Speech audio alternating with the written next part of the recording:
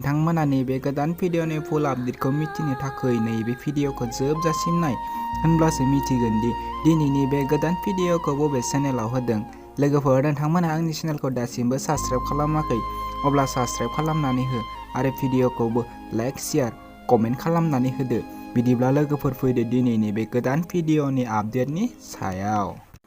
लोगोफोर, दिनैनि नैबे गोदान भिडिअनि आपडेटनि टाइटेलानो जादों फैमाल।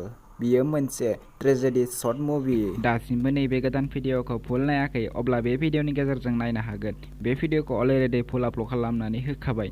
बे भिडिअनि कास्टिंफोरानो जादों हारिमु आरो मणि, सनाथि जितेन, सिदोमसा, बिरफुं, एक्सलुसिन, चन्द्रा, माया, सोमखोर, शिवराम, मनिका। बिथांमोना नैबे भिडिअखौ अलरेडि फुल आपल'ड खालामबाय आरो बे भिडिअआ जोबोरैनो मोजां जादों। बे भिडिअखौ नायनो थाखाय बिथांमोननि इउटुब चेनेलाव थांनो नांगोन। नैबे भिडिअखौ जोबजासिम नायनानै लाग्रो। आं बिथांमोननि इउटुब चेनेलनि नेमखौ आं लास्टआव बुंनानै होगोन। बे भिडिअनि स्क्रिप्ट आरो डिरेक्सनानो जादों हारिमु मुसाहारि। लोगोफोर, नोंथांमोना बे भिडिअखौ नायनो थाखाय बिथांमोननि एनसि ग्रुप इउटुब चेनेलाव थांनो नांगोन। बिथांमोननि चेनेलखौ दासिमहालागै साबस्क्राइब खालामाखै अब्ला बिथांमोननि एनसि ग्रुप इउटुब चेनेलखौबो साबस्क्राइब खालामनानै होदो।